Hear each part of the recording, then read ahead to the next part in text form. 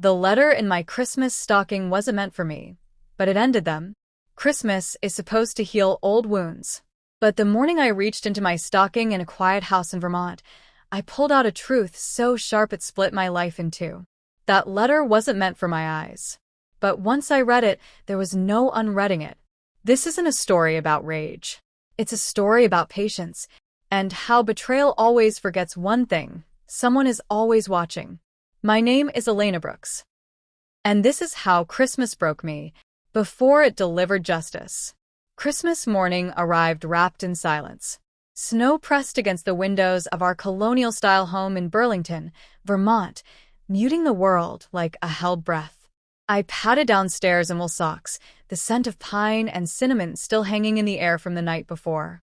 3 stockings hung neatly on the mantel. Mine, my husband Daniel's, and the smaller one we never filled anymore. Hope. I reached into mine expecting something light. Chocolate. A note. A joke. Instead, my fingers brushed folded paper. The handwriting wasn't Daniel's. That was the first crack.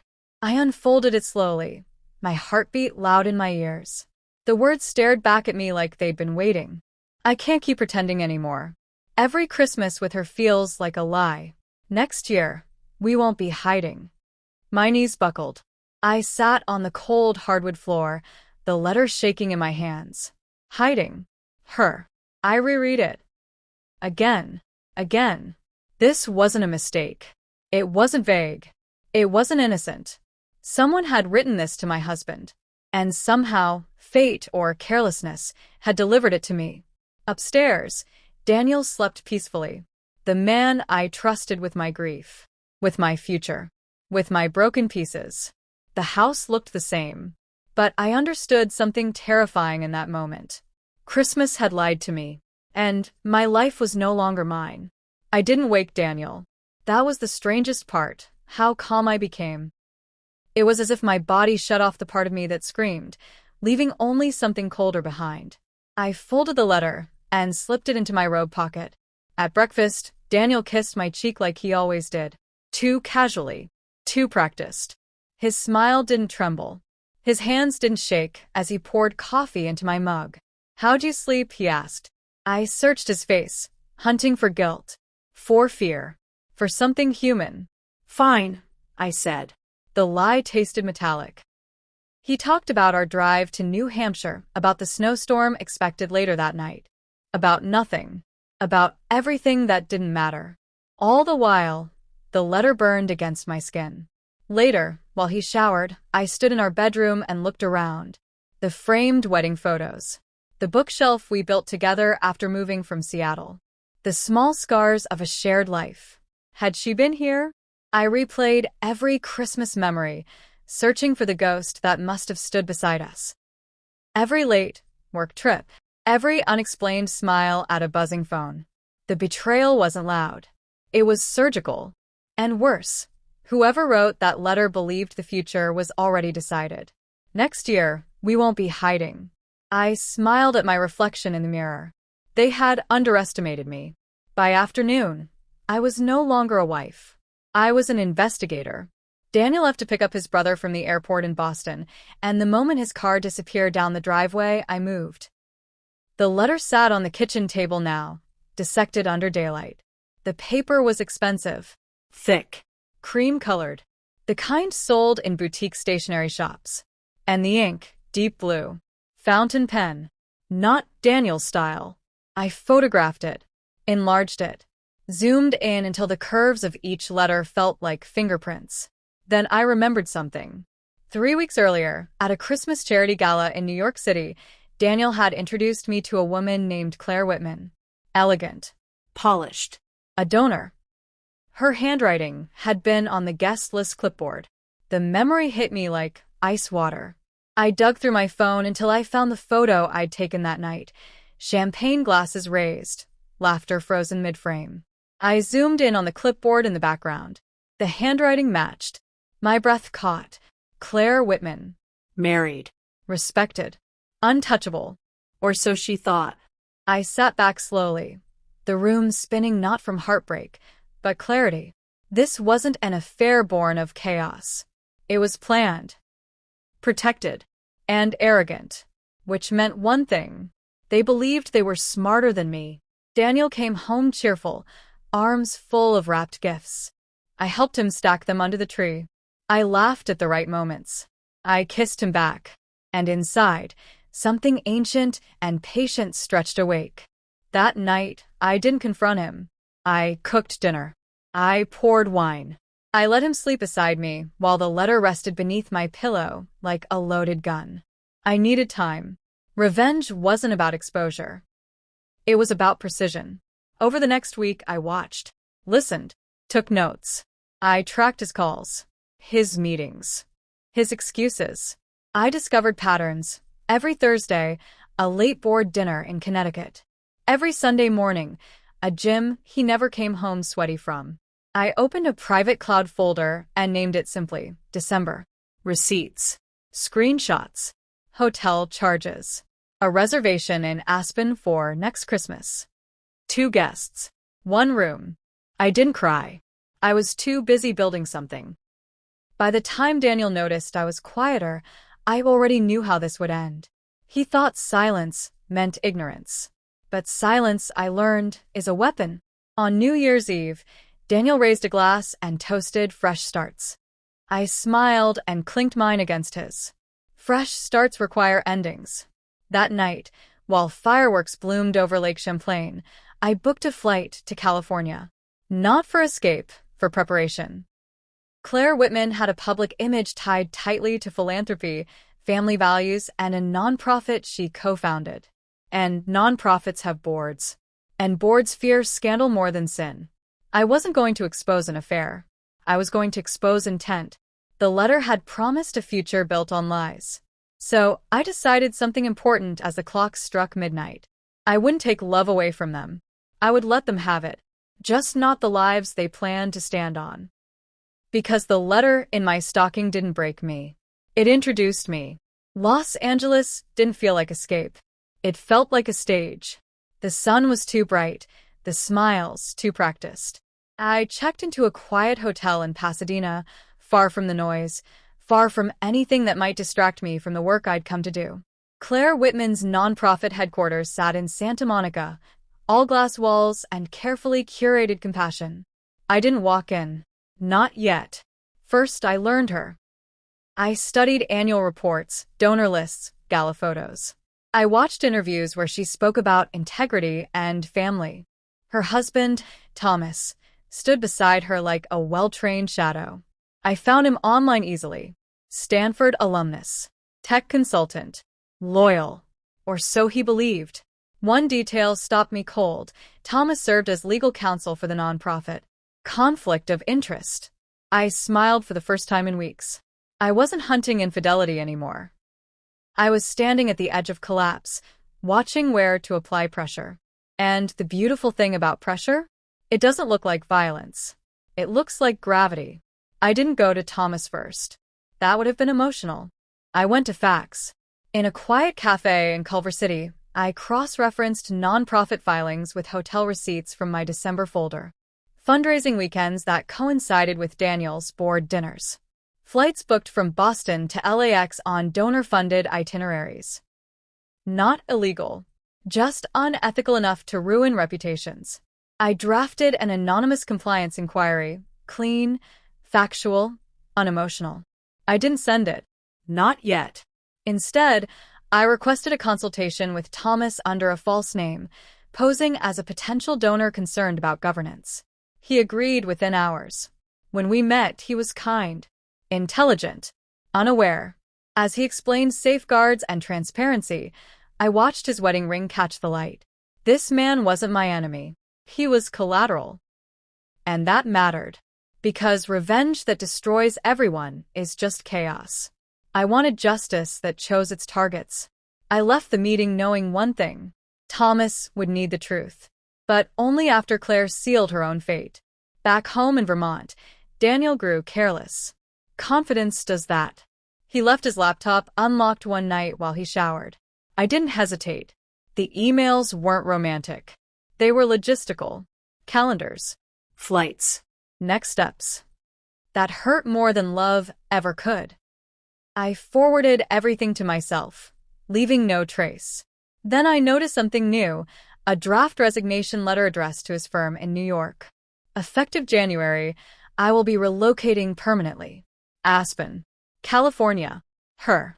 He wasn't planning to leave me. He was planning to replace me. That night I cried. Quietly. Into a towel. Not for him, but for the version of myself that believed loyalty was enough. Then I wiped my face and labeled a new folder. Timing. Because arrogance has a schedule. And I intended to meet it exactly. People assume revenge requires confrontation. It doesn't. It requires access. I reconnected with old acquaintances from New York, donors I'd met years ago who trusted me because I never asked for anything. Asked now, carefully. Introductions. Background. Opinions. Claire's name came up more often than I expected. She's ambitious. Driven. Strategic. No one said faithful. I attended a holiday fundraiser in Manhattan, standing in the shadows with a glass of seltzer while Claire worked the room. She laughed easily, touched arms, played the part flawlessly. When our eyes met across the room, she didn't recognize me. That was power. She didn't know the woman she'd betrayed was watching her build a future on a fault line. I slipped the anonymous compliance inquiry into my phone drafts. Still unsent. Because the best moment to pull a trigger is when the target believes the gun doesn't exist. On the flight back to Boston, turbulence shook the cabin. I didn't flinch. I thought about the woman I'd been before the stalking. Softer. Quieter. Willing to swallow pain to keep peace. I promised her something then. I would not scream. I would not beg. I would not expose for sympathy. I would expose for truth. At home, Daniel kissed me and asked if I'd missed him. I learned a lot, I said. It wasn't a lie. That night, I finally sent the compliance inquiry, not to regulators, but to the nonprofit's board chair, CCNG, no one else. Subject line. Governance clarification request. Professional. Calm. Unavoidable. Then I slept. Because storms don't rush. They gather. The email arrived on a Tuesday morning. Not to me, to Claire. I didn't see it, but I felt it. Daniel sensed it first. He grew distant. Checked his phone too often. Took calls in the garage. The confidence he once wore like a tailored suit now hung loose. That night, he asked casually, "Have you ever met Claire Whitman again?" I kept my eyes on the stove. Why would I? He shrugged. Too fast. Just curious.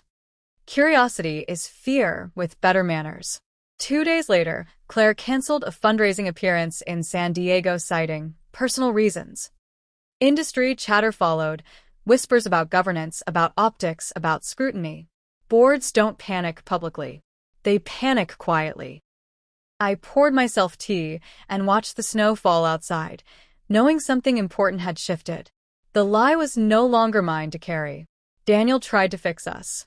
That was the cruelest part. He booked a weekend in Cape Cod, spoke about reconnecting, held my hand like it was an apology he couldn't voice. I let him. At dinner, he told me he felt restless, that he might step away from his firm to find balance. Balance. I nodded and listened, each word another nail in a future he'd already abandoned. Back in the hotel room, he reached for me with familiar tenderness. I didn't pull away, because intimacy can be a lie, but it can also be a mirror. And when he fell asleep, I understood something devastatingly clear. He wasn't torn between two women. He'd already chosen. I was just the past refusing to disappear. Pressure reveals character. Claire responded to the board inquiry herself, not with humility, with defensiveness. She sent emails asserting misinterpretation, citing trust, demanding loyalty. The board chair didn't reply immediately. Silence again.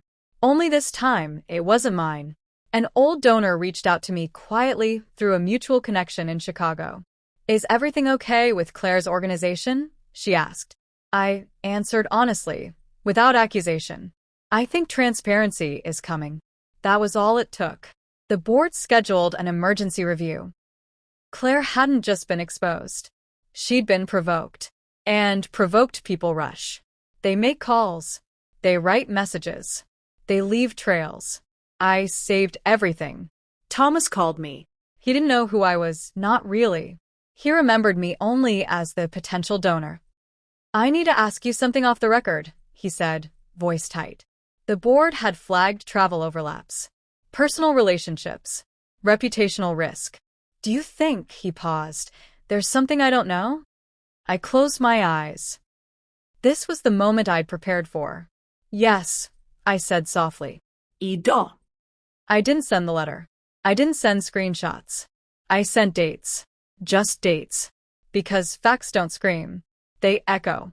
Thomas went quiet. And when he spoke again, his voice had changed. Thank you, he said, for your honesty. After the call ended, I cried for the first time since Vermont. Not from pain. From relief. Daniel came home late that Friday. He didn't take off his coat. Did you send something? He asked. The question landed between us like broken glass. I met his eyes fully for the first time in weeks. Send what? His mouth opened. Closed. In that silence, he understood.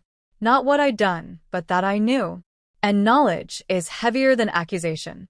Outside, church bells rang faintly in the distance. I thought of the stalking, the letter, the arrogance of believing betrayal could stay hidden. Daniel sat down slowly, like a man realizing the floor beneath him had already fallen away. The game was no longer quiet. It was moving, and no one could stop it now. The board didn't suspend Claire. They did something worse. They announced an independent ethics review. No accusations. No drama. Just a press release drafted in neutral language and released from Los Angeles on a Monday morning. Neutral language terrifies people with secrets. By noon, journalists were calling. Donors paused contributions. Event partners requested clarification. Claire texted Daniel. I know because his phone lit up on the counter while he stared at the wall. He didn't answer. Fear makes cowards cautious. That evening, he finally spoke. We need to talk. I nodded. I know. But when he opened his mouth, no truth came out. Only confusion. Only damage control. I never meant for this to get complicated, he said. I almost laughed. Betrayal is never complicated to the betrayer. Only the consequences are. Thomas didn't confront Claire. He hired his own attorney. That detail reached me through the same quiet channels that had carried everything else. By Wednesday, he'd stepped down as legal counsel to the nonprofit, citing personal conflict. The board accepted immediately. Love blinds. But self-preservation opens eyes. That night, Claire showed up at Daniel's office in New York. I didn't follow them. I didn't need to. People caught in collapsing lies always run toward what feels familiar, even if it's already on fire. Daniel asked me the question at 2:13 a.m. How long have you known? I didn't answer immediately, because the truth mattered. Since Christmas morning, I said. He flinched. The letter, I continued. You left it in my stocking. His face drained of color. That was the moment his guilt finally became real, not because he'd been caught, but because he realized how long I'd carried it without breaking. I was going to tell you, he whispered. I shook my head. No. You were going to leave me. Silence swallowed the room. There was nothing left to say. Justice doesn't always require shouting. Sometimes it just requires time. Claire called me. Not once. 6 times. I didn't answer. She left a voicemail. Her voice wasn't elegant anymore. It was sharp, defensive, afraid. You don't understand what you're doing, she said. People will get hurt. I smiled at the irony. People already had. The ethics review uncovered undisclosed personal relationships impacting governance. That phrase hit headlines in California, then spread east. No names. But names aren't necessary when reputations already know where to look. Claire resigned to protect the organization. Protection is what people say when they've lost everything else. I didn't hide anymore. I filed for divorce in Vermont, cleanly, quietly, with documentation that spoke for itself. Daniel didn't fight it. He couldn't.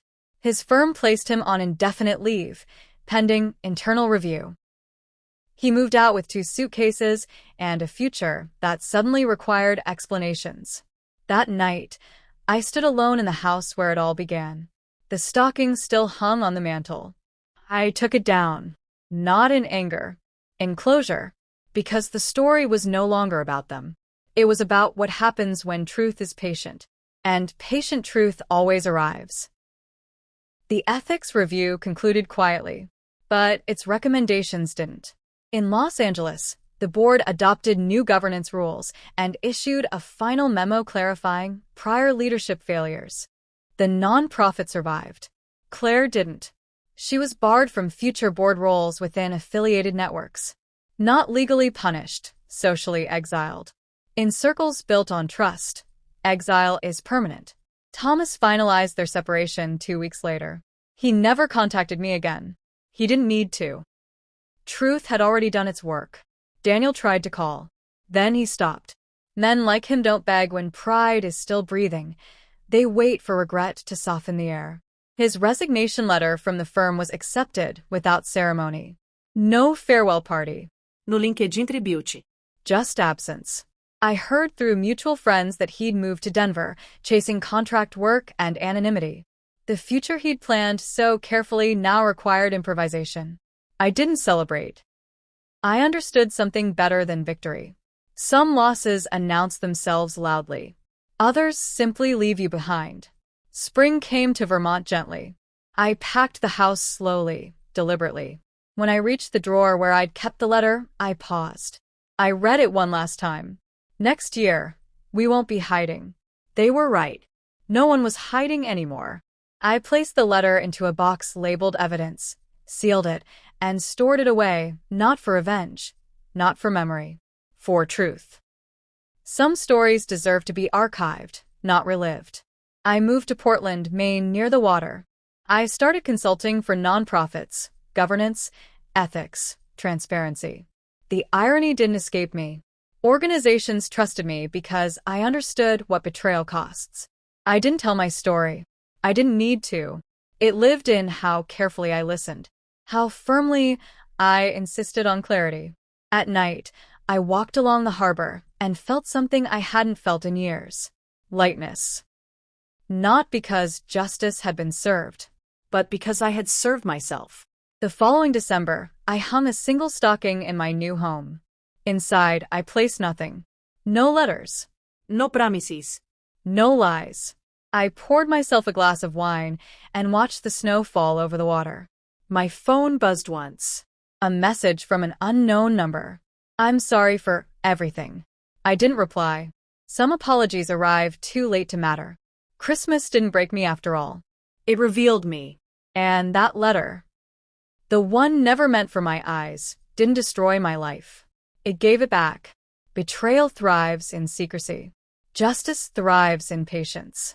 If this story moved you, remember, the most powerful revenge isn't destruction. It's truth, timed perfectly. Thank you for listening to my story. Please don't forget to like, subscribe, and share my videos. Thank you.